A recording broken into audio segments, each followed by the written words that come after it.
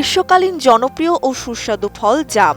এতে রয়েছে প্রচুর পরিমাণে ভিটামিন, খনিজ উপাদান ও অ্যান্টিঅক্সিডেন্ট, যা রক্তের শর্করা নিয়ন্ত্রণ, হজম শক্তি উন্নত করা এবং শরীরের রোগ প্রতিরোধ ক্ষমতা বাড়াতে দারুণ ভূমিকা রাখে। তবে পুষ্টিগুণে সমৃদ্ধ এই ফলটি খাওয়ার পর কিছু খাবার খেলে শরীরে উপকারের চেয়ে অপকারী বেশি হতে পারে। বিশেষজ্ঞরা বলছেন, জামের সঙ্গে নির্দিষ্ট কিছু খাবার খেলে গ্যাস, অম্বল, পেট ফাঁপা কিংবা তীব্র অস্বস্তির মতো মারাত্মক হজমের সমস্যা দেখা দিতে পারে। জামের পরপরই যে খাবারটি সবচেয়ে বেশি ক্ষতি করতে পারে তা হলো দুধ।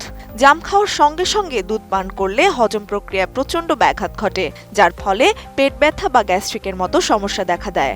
তাই জাম খাওয়ার পর অন্তত 1 থেকে 2 ঘন্টা বিরতি দিয়ে দুধ পান করার পরামর্শ দিচ্ছেন চিকিৎসকরা। কোয়ালিটি সম্পন্ন আন্তর্জাতিক মানের steel bar CSRM, committed for better still.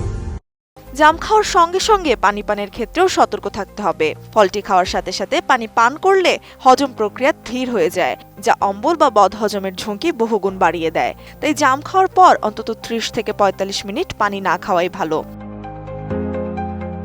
জামের সঙ্গে হলুদযুক্ত খাবার খাওয়া একদমই উচিত নয়। জাম ও হলুদ একসঙ্গে পেটে গেলে বমিভাব বা বুক জ্বালা পোড়ার মতো সমস্যা তৈরি হতে পারে। এছাড়া জাম এবং আচার দুটোই অত্যন্ত অম্লধর্মী বা অ্যাসিডিক খাবার। এই দুটি জিনিস একসাথে কিংবা পরপর খেলে পাকস্থলীতে অম্লের পরিমাণ অতিরিক্ত বেড়ে যায়, ফলে বুক জ্বালা, অম্বল বা খাদ্যনালীতে তীব্র জ্বালা পোড়া হতে পারে। তাই জাম ও আচারের মধ্যে অন্তত 1 ঘন্টার ব্যবধান রাখা জরুরি। সাধারণত জাম তুলনামূলকভাবে বেশ দ্রুত হজম হয়ে যায়। বিভিন্ন ভাজা পোড়া ও অতিরিক্ত মিষ্টি জাতীয় খাবার হজম হতে পাকস্থলীর অনেক বেশি সময় লাগে। ফলে জাম খাওয়ার পরপরই এসব ভারী খাবার খেলে পুরো হজমতন্ত্রের উপর প্রচণ্ড চাপ পড়ে। এতে পেট ফাঁপা বা পেট ভারী লাগার মতো অস্বস্তি তৈরি হয়।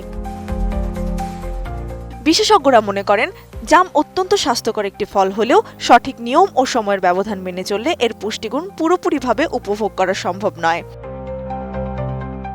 ত্রিবেণী তনু, ATN নিউজ।